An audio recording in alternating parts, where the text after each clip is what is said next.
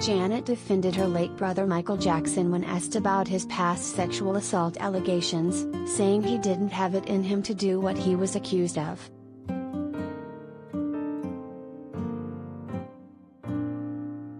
Janet Jackson, 55, stood by her late brother Michael Jackson in the new documentary series for A&E and Lifetime titled Janet.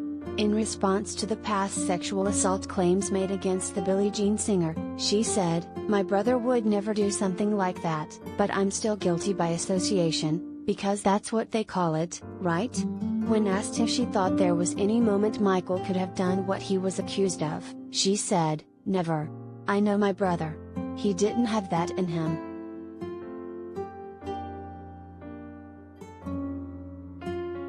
Janet, too, was affected by the controversy. In 1994, she lost a Coca-Cola deal as a result.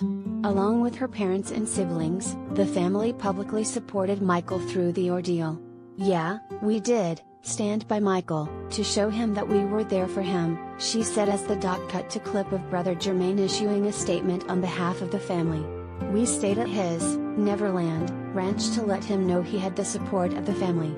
To let him know, we love you, we're by your side, and we're going to get through it."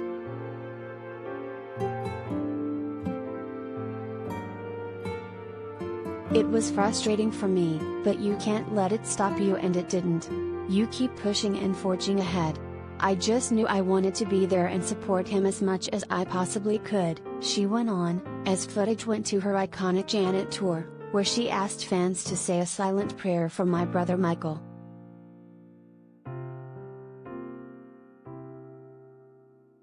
Related gallery.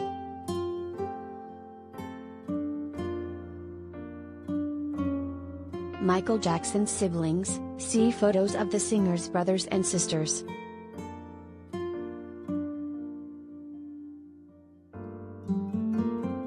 Throughout their lives, Janet and Michael had a notoriously close bond, and later became the two most famous members of their iconic family. The pair infamously collaborated on just one song, 1995's Scream, which was accompanied by a Mark Romanek-directed music video.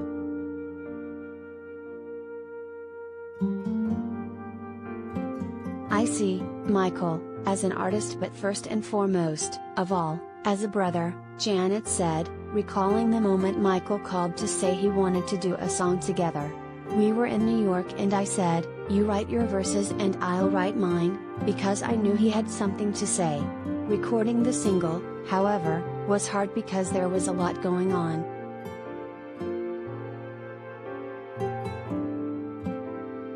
"It was his song, and I was there to support him, listening to his verse first and then having that supportive role. Or, at least, hoping that I was," she said over footage of the two writing the track played from the early 90s. "I think he needed the support I was trying to give him with this song."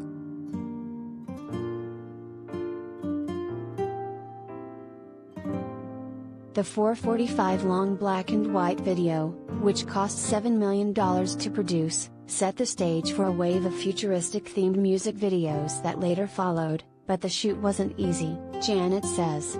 "The record label tried to make it competitive between the two of us. I shot days and Michael shot nights," she said. The shoot, she explained, went on for far beyond the scheduled 3 scheduled says. "They would block off his set so I couldn't see what was going on. That really hurt me, because I felt I was there fighting the fight with him. I wanted it to feel like old times between he and I. Old times had long passed."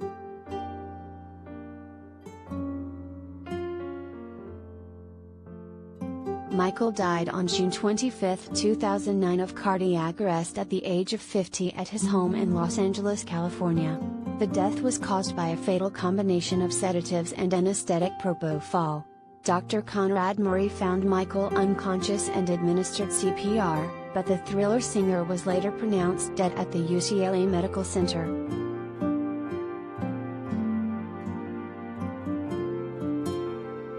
The death was deemed to be a homicide by the Los Angeles County Department of Medical Examiner coroner in August 2009.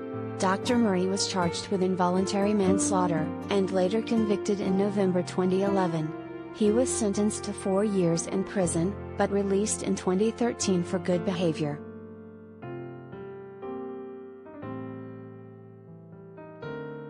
In the latter half of his life, Michael went from beloved pop star to controversial figure.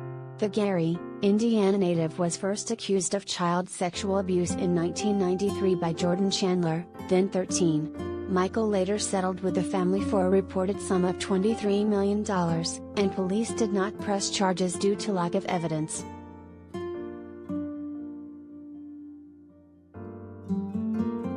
Michael was accused a second time, however, in December 2003, and charged with 7 counts of child molestation, as well as 2 counts of intoxicating a minor with alcohol beverages.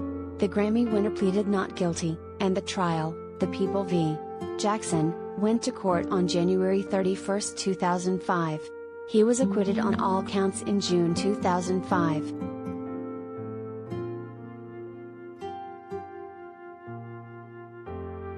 Back in 2020, Janet paid tribute to her older brother on what would have been his 62nd birthday. "I miss you, big bro," she wrote in cursive text, then shared to Instagram in August of that year.